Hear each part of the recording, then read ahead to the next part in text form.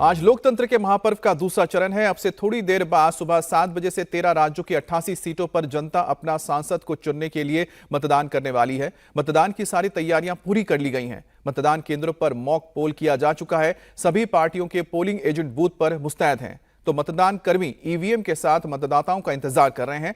आज 88 सीटों पर करीब 16 करोड़ वोटर्स 1202 उम्मीदवारों की किस्मत का फैसला करेंगे। आज के चुनाव में जिन दिग्गजों की किस्मत दांव पर है, उनमें कांग्रेस के नेता राहुल गांधी से लेकर लोकसभा स्पीकर ओम बिरला भी शामिल हैं। तो शशि थरूर, हेमा मालिनी, अरुण गोविल की किस्मत भी आज ईवीएम में कैद होने वाली है। इन सबके बीच आज कुछ इलाकों में हीट वेव का भी अलर्ट है। मतदाताओं को भीषण गर्मी से बचाने और वोटिंग परसेंट बढ़ाने के लिए चुनाव आयोग ने भी खास इंतजाम किए हैं। आज सेकेंड फेज की वोटिंग के बीच तीसरे चरण के लिए प्रचार भी जोर शोर से होगा। आज के प्रचार में पीएम मोदी, अमित शाह और राहुल गांधी से लेकर तमाम दलों के दिग्गज उतरने वाले हैं। लेकिन पहले देखिए आज किन दिग्गजों की किस्मत ईवीएम में बंद होने वाली है।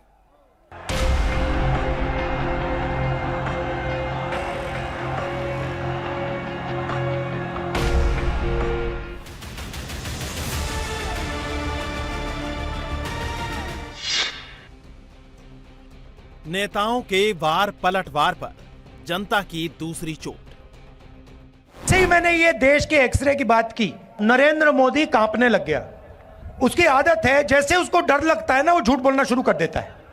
ये गाली गलौज इसलिए हो रहा है क्योंकि मोदी 56 इंच का सीना तान करके खड़ा हो गया है। पहले दौर में 66%। आज कितना पड़ेगा वोट? ये रुझान आ गए हैं। जो भाषा बदली है, इनके मंसूबे सफल नहीं होंगे, ये मोदी की गारंटी है। दूसरे दौर में दोहरी चुनौती, हीट वेव से वोटर्स का सामना।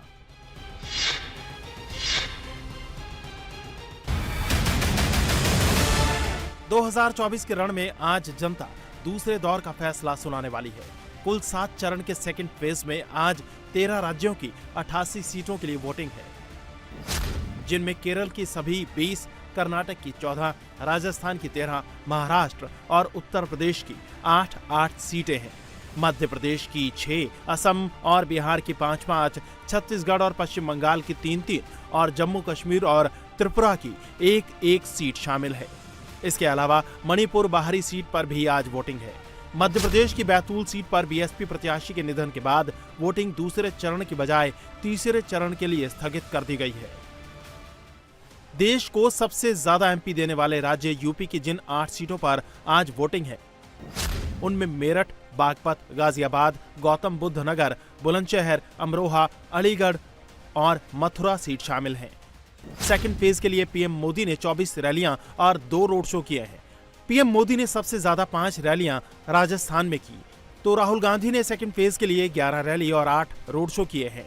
राहुल का ज्यादा फोकस केरल में रहा।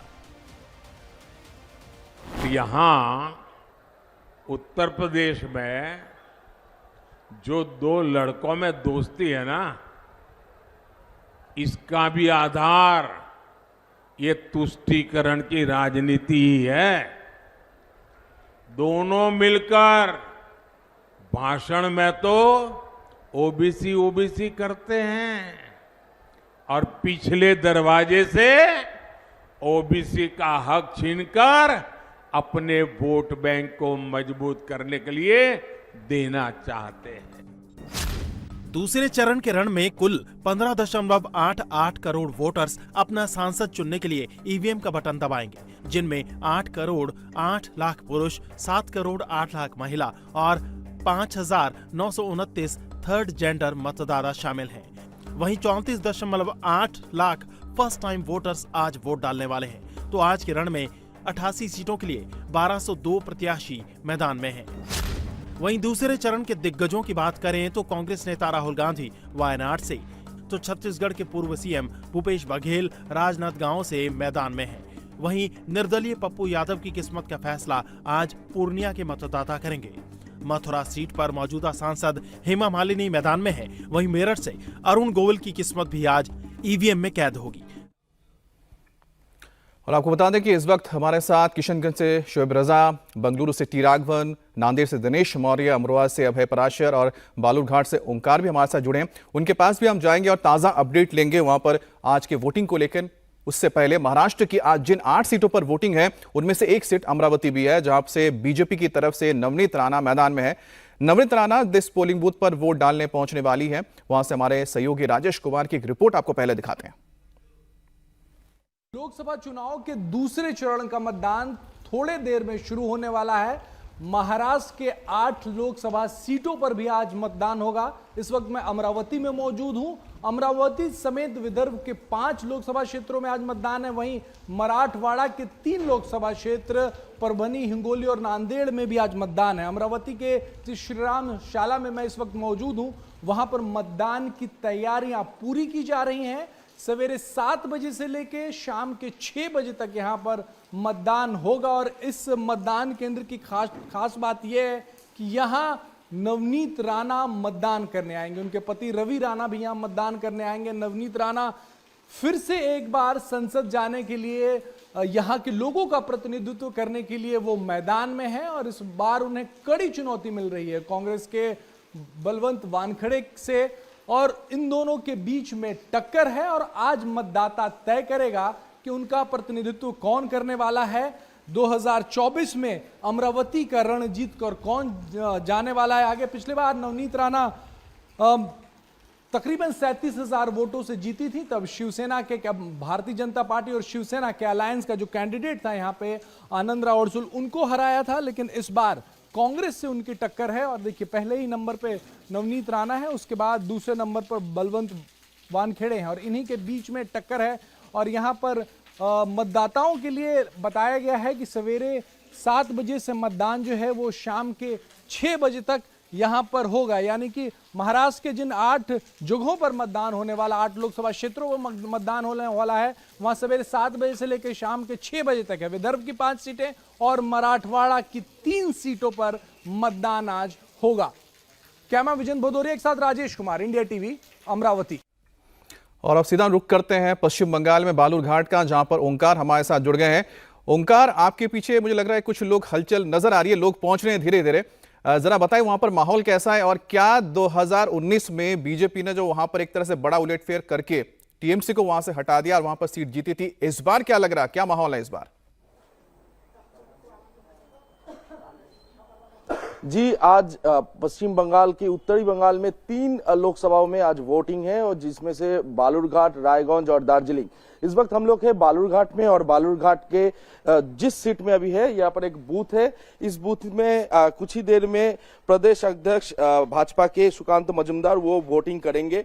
और अभी जो मॉक पोलिंग है वो मॉक पोलिंग अभी चालू है, मॉक पोलिंग किया जा रहा है। जो भी ईवीएम वगैरह है उसको टेस्टिंग का जो काम है, जो ठीक सही से काम कर रहा है कि नहीं कर रहा है, वो सब सारे काम अभी देखा जा रहा है, अभी किया जा रहा है। सभी पार्टियों का जो कर्मियां हैं वो अभी पहुंच चुके हैं। करीब करीब ये जो माहौल है, अभी 3 जो लोकसभा क्षेत्र है, इस 3 लोकसभा क्षेत्र से करीब 51,32,000 से भी ज्यादा मतदाता अपने मतदान करेंगे आज। और जहां पर हम लोग अभी इस वक्त है, यानी कि बालूरघाट लोकसभा, यहां से 15 लाख से भी ज्यादा वोटर्स अपनी मतदान आज करेंगे। सुबह 7 बजे से ये पोलिंग शुरू होगी और 6 बजे से जो ईवीएम टेस्ट यानी कि मॉक पोलिंग जो है, आप नजर बनाए रखें, हम आगे आपके पास आएंगे। यहाँ पर सुकांतो मजूमदार जो कि इस वक्त प्रदेश अध्यक्ष बंगाल के, अब उनकी किस्मत दांव पर लगी हुई है बालूरघाट से। किशनगंज में क्या माहौल है इस वक्त शोएब, और क्या एक बार फिर से लग रहा है कि यहाँ पर कांग्रेस अपना परचम फिर से वहां पर लहराएगी?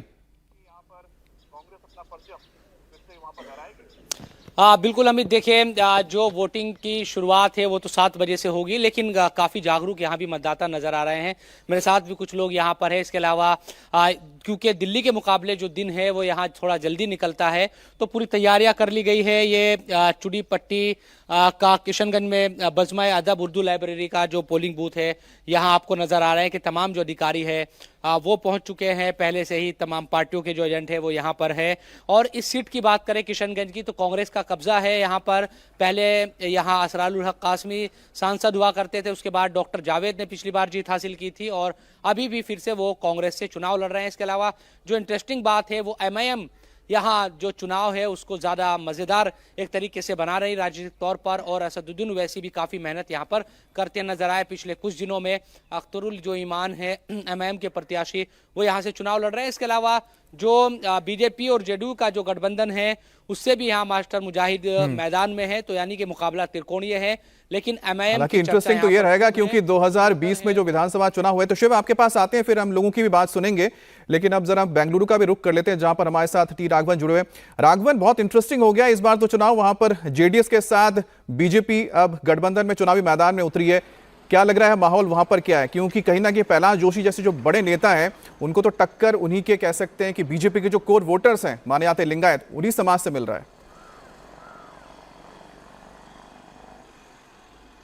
जी बिल्कुल, देखिए अमित, जिस तरह का बज़ हमने तमिलनाडु के इलेक्शंस के दौरान देखा था, वैसा ही बज़ यहाँ पर इस बार पूरे ही दक्षिण भारत में कह सकते हैं कि देखने को मिल रहा है। क्योंकि बीजेपी को यहाँ पर सबसे ज़्यादा गेन करना है अपने 400 के गोल को अचीव करने के लिए। इसीलिए यहाँ पर लगातार वो नैरेटिव्स और काउंटर नैरेटिव्स लगातार सेट किए जा रहे हैं। आपने कर्नाटका का जिक्र किया, आज केरला की भी दक्षिण भारत से 20 सीटों पर चुनाव है। आपने बताया कि राहुल गांधी, अगर त्रिवेंद्रम की बात कर ले तो राजीव चंद्रशेखर, शशि थरूर, अनिल एंटनी, सुरेश गोपी, वी मुरलीधरन ऐसे चेहरे हैं जिनकी किस्मत का फैसला आज होने वाला है। कर्नाटका की बात कर ले तो पहले जो 14 सीटों पर चुनाव है बहुत इंटरेस्टिंग दो लिहाज से। एक, सिद्धरामैया की जो स्टेक है वो यहाँ पर दांव पर लगा हुआ है, क्योंकि इन 14 सीटों में ही सबसे ज्यादा कांग्रेस अगर कुछ गेन कर सकती तो कर सकती है। बाकी 14 सीटों पर लिंगायत डोमिनेंट सीटें हैं, वहां पर बीजेपी का वर्चस्व हमेशा से हावी रहा है। तो अगर इन 14 सीटों पर कांग्रेस अच्छा नहीं कर पाई तो हो सकता है कि लोकसभा चुनावों के बाद सिद्धरामैया की कुर्सी पर भी मुसीबत आ जाए, संकट आ जाए, उन्हें चुनौतियों का सामना करना पड़े। दूसरी बड़ी बात यह है कि ये वोक्कलिगा हार्टलैंड है, जैसा आपने कहा कि यहां पर वोक्कलिगा गौड़ा वोट का दबदबा है। तो इन 14 सीटों पर वोक्कलिगा का असली प्रतिनिधि कौन है? जो जेडीएस बीजेपी के साथ अलायंस में है, क्या कुमारस्वामी देवेगौड़ा फैमिली अभी भी वोक्कलिगा वोट पर अपना प्रभुत्व बनाए हुए है, या फिर डीके ब्रदर्स, जो DK Shivakumar deputy chief minister हैं, वो उन्होंने उसको अपनी तरफ कर लिया है? क्योंकि विधानसभा चुनाव में हमने ऐसा होते हुए देखा। तो ये जो वोक्कलिगा कम्युनिटी का असली नेता कौन है, ये 14 सीटें वो भी डिसाइड करेंगे। चलिए, कुछ तस्वीरें में आ रही है, हम आपको दिखा दें। यहाँ पर जो आप राजीव चंद्रशेखर हैं, केंद्रीय मंत्री हैं, जो तिरुवनंतपुरम से टक्कर देने शशि थरूर को, आप देख सकते हैं कि वो इस वक्त पहुंच चुके हैं। और यहाँ पर आप देख सकते हैं कि लोगों के बीच वो नजर आ रहे हैं। और देखना होगा कि इस बार केरल में, जहां पर बीजेपी लगातार कोशिश कर रही है कि खाता खुले, हालांकि तिरुवनंतपुरम के अलावा, और यहां पर आप देखिए चर्च में पहुंचे हैं यहां पर इस वक्त, तो चर्च में चंद्रशेखर पहुंचे हैं और इस वक्त बीजेपी के प्रत्याशी हैं। हमारे साथ अमरोहा से अभय पराशर भी जुड़े हुए हैं। अभय, अमरोहा का तो बहुत ही इंटरेस्टिंग हो गया है मामला। क्या दानिश अली, जिनको लोग काफी लेकर नाराज नजर आ रहे थे कि पिछले 5 साल में नजर नहीं आए, लेकिन क्या आपको लगता है कि क्योंकि अब एक गठबंधन हो चुका है, कांग्रेस और समाजवादी पार्टी दोनों के वो एक संयुक्त प्रत्याशी हैं, तो उस तरह से ग्राउंड में क्या चल रहा है?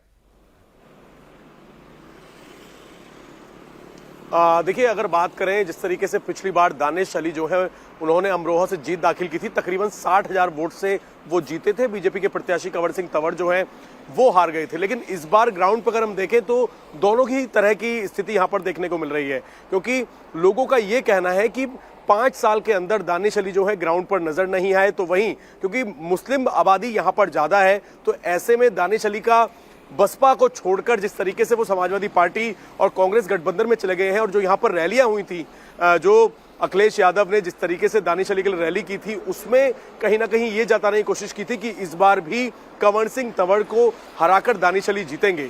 लेकिन यहाँ के अगर मुद्दों की बात करें अमित, तो यहाँ के स्थानीय मुद्दे, खासतौर पर स्वास्थ्य का मुद्दा और रोजगार का मुद्दा, युवा जो है वो यहाँ पर ये कह रहे हैं कि लॉ एंड ऑर्डर की स्थिति जो है वो उत्तर प्रदेश के अंदर सुधरी है, लेकिन इस बार वो अपने सांसद से रोजगार और एक अच्छी मेडिकल सुविधा अमरोहा के अंदर देखना चाहते हैं, क्योंकि अगर कोई भी बीमारी होती है तो सीधा मुरादाबाद तक जाना पड़ता है, अमरोहा के अंदर कोई बड़ा अस्पताल नहीं है।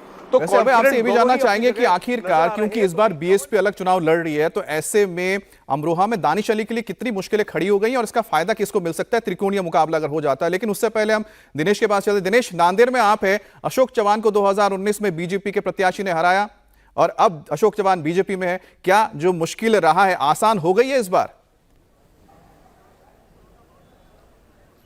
देखिए, बीजेपी के लिए इस बार राह आसान दिखाई नहीं दे रही है, लेकिन अशोक चव्हाण के साथ आने से जरूर उन्हें फायदा हो सकता है। लेकिन इस पूरे मराठवाड़ा का ये जो बेल्ट है नांदेड़, जहां पे इस वक्त हम हैं, यहां पर मराठा मतदाता क्या रोल प्ले करते ये देखना अहम होगा। जबरदस्त नाराजगी जब अशोक चव्हाण कई इलाकों में जब दौरा कर रहे थे तो कुछ एक जगहों पर उनका विरोध किया गया, मराठा मतदाताओं ने, लोगों ने जो है उनके खिलाफ नारेबाजी की, और इस नाराजगी को दूर करने की अपनी तरफ से अशोक चव्हाण ने बहुत हद तक कोशिश की है। लेकिन उन्हें कामयाबी कितनी मिली है ये तो 4 जून को पता चलेगा। लेकिन यहां पर सही मायनों में फाइट दिया जो है वो कांग्रेस ने अशोक चव्हाण के छोड़ के जाने के बाद लग ये रहा था कि एक तरफा फाइट होगी। लेकिन जिस तरह से ग्रामीण इलाकों में, खासतौर पे जब मराठा मतदाता जहां पर बड़ी संख्या में, वहां जिस तरह से आक्रामक तरीके से कांग्रेस ने प्रचार किया, वसुंधरा चव्हाण को उन्होंने मैदान में उतारा, महाराष्ट्र कांग्रेस के तमाम बड़े नेता जो है वो नांदेड़ में आकर जो है प्रचार कर रहे थे और जो कमियां हैं उसे दिखाने की कोशिश कर रहे थे। तो कांग्रेस की तरफ से जरूर प्रयास किया गया, लेकिन बीजेपी का जो अपना वोट बैंक है और उस वोट बैंक के साथ अगर अशोक चव्हाण, जो उनका परंपरागत लॉयल मतदाता रहे हमेशा से, एक तरह से हम कहें तो, अगर वो उनका साथ मिलता है तब भारतीय जनता पार्टी को यहां पर कोई दिक्कत नहीं होगी। आगे आपसे ये भी समझना चाहेंगे कि इस बार प्रधानमंत्री मोदी और साथ ही साथ 2 दूसरे फैक्टर्स हैं बीजेपी की ओर से जो उठाए जा रहे हैं, वो ज्यादा काम कर रहे हैं, या फिर जो राहुल गांधी का नया सर्वे वाला बयान आया है वो ज्यादा ग्राउंड पे लोगों के लिए काम कर रहा है?